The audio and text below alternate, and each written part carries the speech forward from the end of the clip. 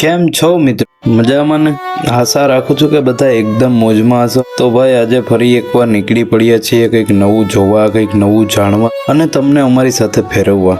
આજે આપણે આવી પહોંચ્યા છીએ ગોંડલની ધરતી પર અને અહીં જોવા મળવાનું છે એવું રાજવી ઠાઠબાઠ કે ભાઈ જોઈને મજા પડી જાય. આજે આપણે ફરવાના છીએ સર ભગવતસિંહજીના ઓર્ચર્ડ પેલેસમાં. અહીં તમને જૂની શાહી ગાડીઓથી લઈ રાજવી પેલેસ, અદ્ભુત કલાકૃતિઓ, રોયલ રેલવે અને એવી ઘણી બધી વસ્તુઓ જોવા મળશે કે એકવાર જોશો તો કહેશો વાહ ભાઈ વાહ. તો ચાલો ભાઈ શરૂ કરીએ આજનો એકદમ મજાનો ઓર્ચર્ડ પેલેસ વાળો વ્લોગ. તો ભાઈ હવે આપણે ઓર્ચર્ડ પેલેસમાં એન્ટ્રી કરી દીધી છે. એન્ટ્રી કર્યા પછી થોડું આગળ ચાલીએ તો અહીં સુંદર જગ્યા જોવા મળી. ઉપર ગોંડલ લખેલું છે અને આજુબાજુનું વાતાવરણ પણ એકદમ શાંત અને લીલુંછમ છે. થોડું આગળ આવ્યા તો અહીંથી એકદમ સરસ વ્યૂ જોવા મળ્યો.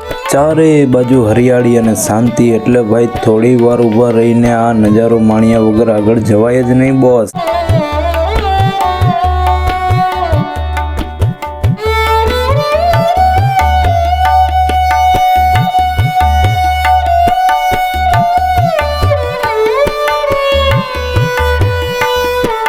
પણ હવે આગળ જે જોવાના હતા ને એ તો જબરદસ્ત હતું બોસ.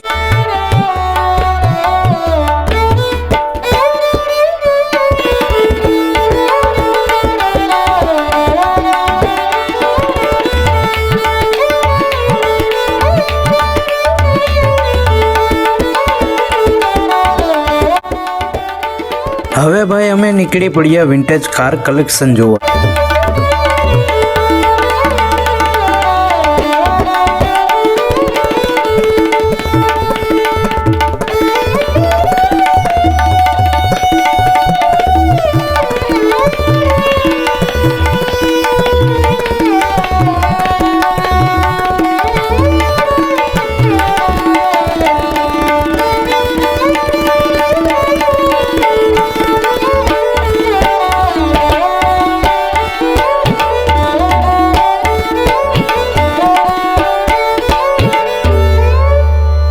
અને અહીં પહોંચ્યા પછી તો જોતા જ રહી ગયા.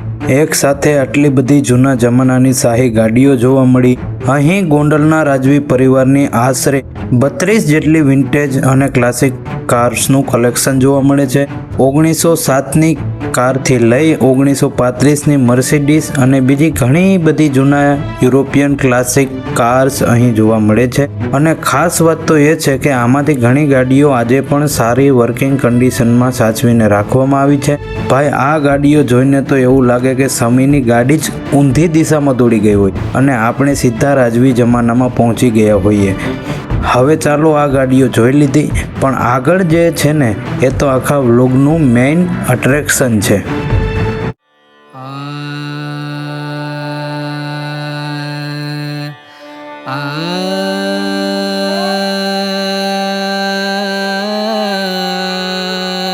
ઓર્ચર્ડ પેલેસ વિન્ટેજ કાર્સ જોયા પછી અમને આગળ વધ્યા અને સામે જોવા મળ્યો આ ભવ્ય ઓર્ચર્ડ પેલેસ.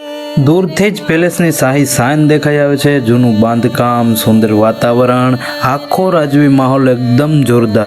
આ પેલેસ મૂળ હુજુર પેલેસના અનેક્સ તરીકે મહારાજાના અંગત મહેમાનો માટે બનાવવામાં આવ્યું હતું અને આજે હેરિટેજ હોટલ તરીકે પણ જાણીતું છે.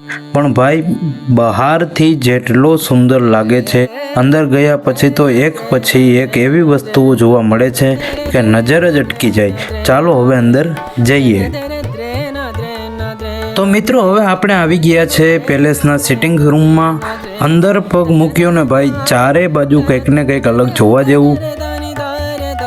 અહીં જૂના જમાનાના સુંદર સોફા, આફ્રિકન બફેલોના શિંગડા, ચિત્તાની સાચવેલી ચામડી, મહારાજાના જૂનો ફોટોગ્રાફ્સ અને ક્રિસ્ટલની ઘણી સુંદર વસ્તુઓ જોવા મળે છે.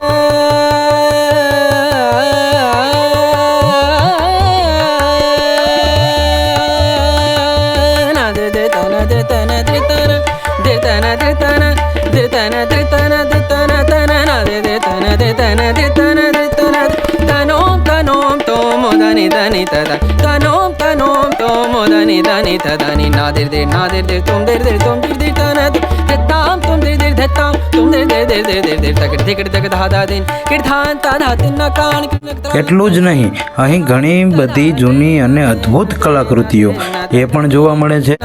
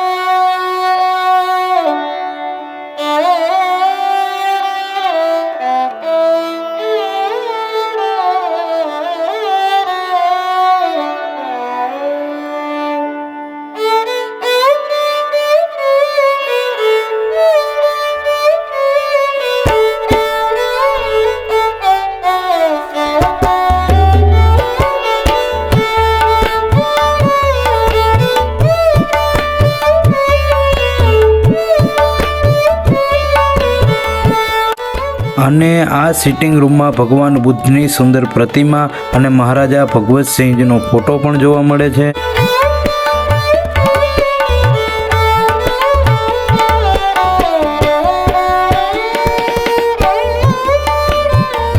ભાઈ, અહીં ઊભા રહીને એક વાત તો સમજાય કે એ જમાનામાં રાજવી લોકોની પસંદગી અને કલા પ્રત્યેનો પ્રેમ કેટલો ઊંડો હશે.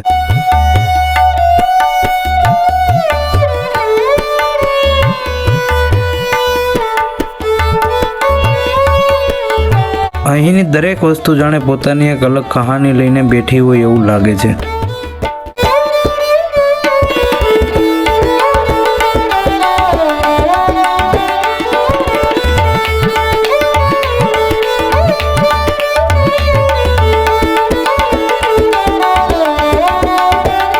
પછી અમે પહોંચી ગયા પ્લેસના ડાઇનિંગ એરિયામાં. અહીં જૂના જમાનાનું એકદમ શાનદાર ડાઇનિંગ ટેબલ જોવા મળે છે. આસપાસ નજર કરો તો પક્ષીઓના સુંદર ડ્રોઈંગ્સ, જૂની કલાત્મક વસ્તુઓ અને બીજી ઘણી યાદગાર ચીજ વસ્તુઓ જોવા મળે છે.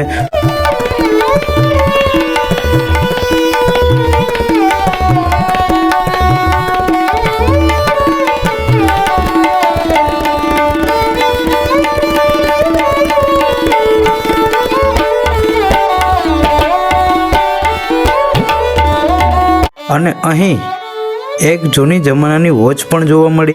આ બધી વસ્તુઓ જોઈને એ સમયની જીવનશૈલી અને કારીગરીનો થોડોક અંદાજ તો આપણે આવી જ જાય. પણ ભાઈ, હવે આપણે જઈ રહ્યા છીએ ફર્સ્ટ ફ્લોર પર અને ત્યાં એક એવી વાત જાણવા મળી છે કે મને પણ મજા પડી ગઈ અને તમને પણ બતાવું.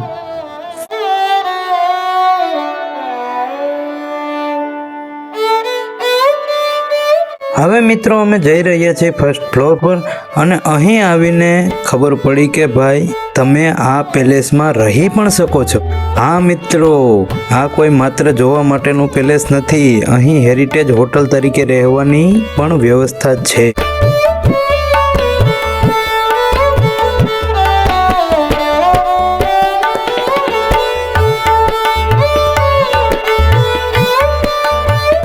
ફર્સ્ટ ફ્લોર પર સુંદર રૂમ્સ છે જ્યાં રોકાઈને તમે આ આખા રાજવી માહોલનો અનુભવ કરી શકો છો. અને અહીં રોકાણ સાથે બ્રેકફાસ્ટ, લંચ અને ડિનર જેવી વ્યવસ્થાનો પણ આનંદ લઈ શકાય છે. જરા વિચારો તો ભાઈ, એક રાત આટલા સુંદર રાજવી પેલેસમાં રોકાવું, સવારમાં આ શાહી વાતાવરણમાં ઉઠવું અને આખો દિવસ આટલી સુંદર જગ્યા જોવી, અનુભવ તો એકદમ યાદગાર બની જાય ભાઈ. ફર્સ્ટ ફ્લોર પર જ એક સુંદર લોબી અને સિટિંગ એરિયા પણ જોવા મળે છે. અહીં બેસીને આરામથી આ શાંત અને રાજવી વાતાવરણ માણી શકાય છે. અને ભાઈ, અહીં બેસીને ગરમા ગરમ ચા કે કોફી મજા માણો તો વાત જ અલગ છે. હવે ભાઈ અમે જોવા જઈ રહ્યા છીએ પેલેસનો પહેલો રૂમમાં પ્રવેશતા જ સૌથી પહેલા નજર પડે છે આ સુંદર શાહી બેડ પર, સાથે સિટિંગ એરિયા, એસી, પંખો અને રાજવી જમાના પ્રમાણેનું સુંદર ફર્નિચર જોવા મળે છે. અને રૂમની દિવાલો પરની પેઇન્ટિંગ્સ તો ભાઈ આખા રૂમની સુંદરતા વધારી દે છે.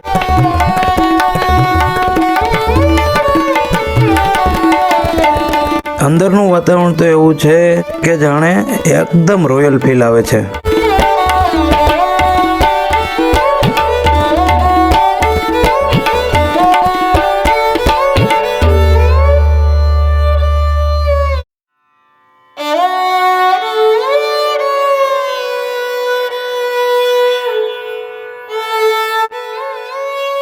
અને ડ્રેસિંગ એરિયા એન્ડ બાથરૂમ્સ. અને હવે રૂમની અંદર જ તમને જોવા મળે છે એક સુંદર રોયલ ટાઈપનું ડ્રેસિંગ એરિયા, ફર્નિચર અને આખી સિટિંગ એકદમ શાહી લાગે છે.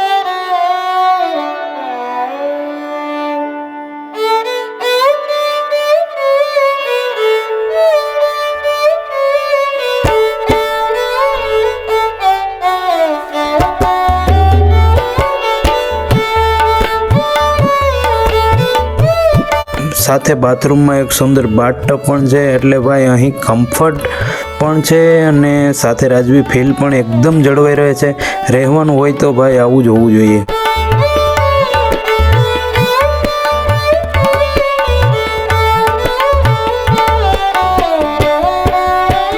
હવે રૂમની બહાર સાઈડમાં આવો તો અહીં જોવા મળે છે સુંદર ભારતીય બેઠક. અહીં એકદમ પરંપરાગત ભારતીય રીતે બેસવાની વ્યવસ્થા જોવા મળે છે. સાથે આજુબાજુ ઘણી બધી જૂની અને સુંદર તસવીરો પણ છે. આ તસવીરો જોઈને રાજવી પરિવારના સમયની ઘણી યાદોની ઝલક જોવા મળે છે. ભાઈ અહીં ઊભા રહીને એવું લાગે છે જાણે આપણે થોડા સમય માટે જૂના જમાનામાં જ પહોંચી ગયા હોઈએ.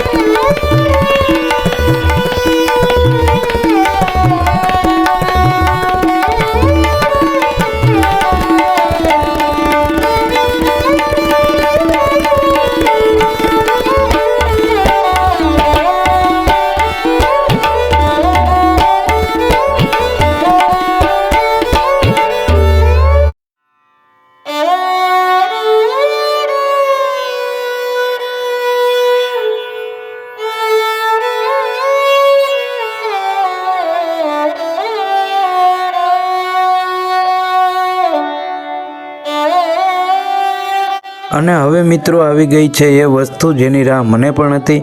અમે પહોંચી ગયા છીએ મહારાજા ભગવતસિંહજીના રોયલ રેલવે સલૂન પાસે. ભાઈ આ કોઈ સામાન્ય ટ્રેનનો ડબ્બો નથી. આ ખાસ રોયલ રેલવે સલૂનમાં મુસાફરી દરમિયાન રાજવી સુવિધાઓ મળી રહે એવી વ્યવસ્થા કરવામાં આવી હતી. અંદર drawing room, dining area, bedroom જેવી વ્યવસ્થાઓ જોવા મળે છે. એટલે જરા વિચારો, એ જમાનામાં ટ્રેનમાં મુસાફરી અને એ પણ આવી શાહી સુવિધાઓ સાથે. આજના સમયમાં તો વાત જ અલગ લાગે, પણ એ સમય માટે એ ખરેખર અદ્ભુત વ્યવસ્થા હશે.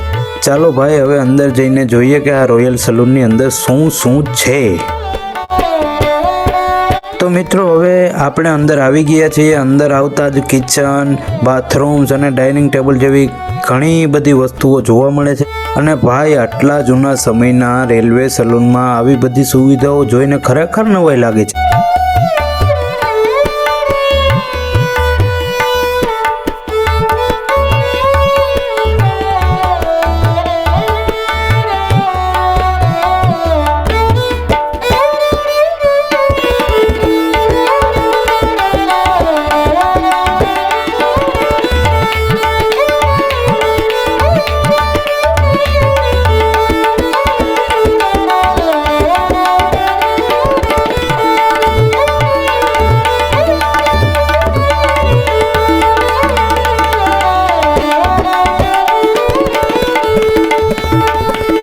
અહીંનું ડાઇનિંગ એરિયા જોઈને પણ અંદાજ આવે કે રાજવી મુસાફરી કેટલી આરામદાયક રહેતી હશે।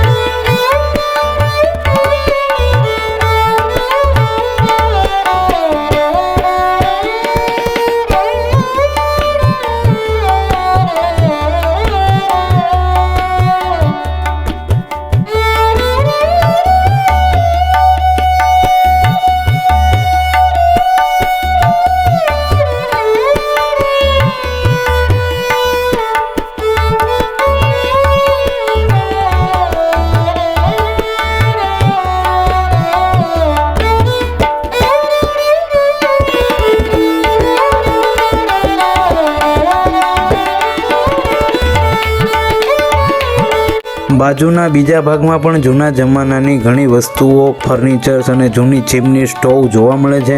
દરેક વસ્તુને જોઈને એવું લાગે કે ભાઈ આ માત્ર ટ્રેનનો ડબ્બો નથી, આ તો આખો એક નાનો રાજવી મહેલ જ છે જે ક્યારેક પાટા પર દોડતો હશે।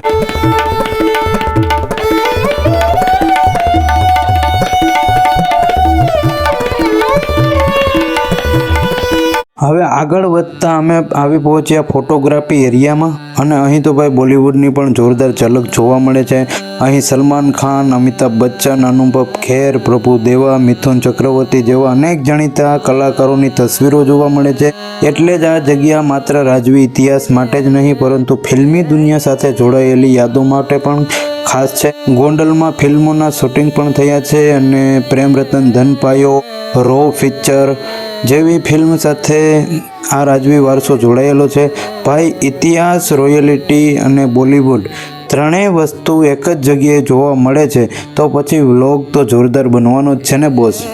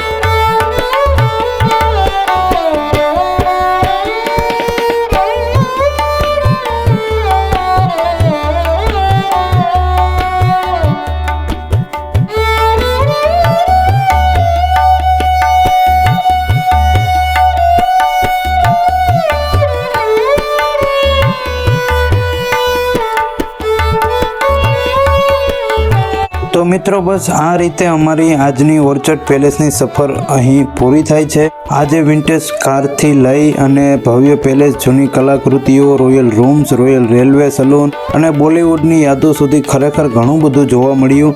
સાચું કહું તો ભાઈ આ આખી જગ્યા જોઈને મને સૌથી વધારે એક જ વાત લાગી, આપણા ગુજરાતમાં પણ હજુ એવી કેટલી જગ્યાઓ છે જ્યાં ઇતિહાસ માત્ર પુસ્તકોમાં નથી પરંતુ આપણી આંખો સામે જીવતો જોવા મળે છે.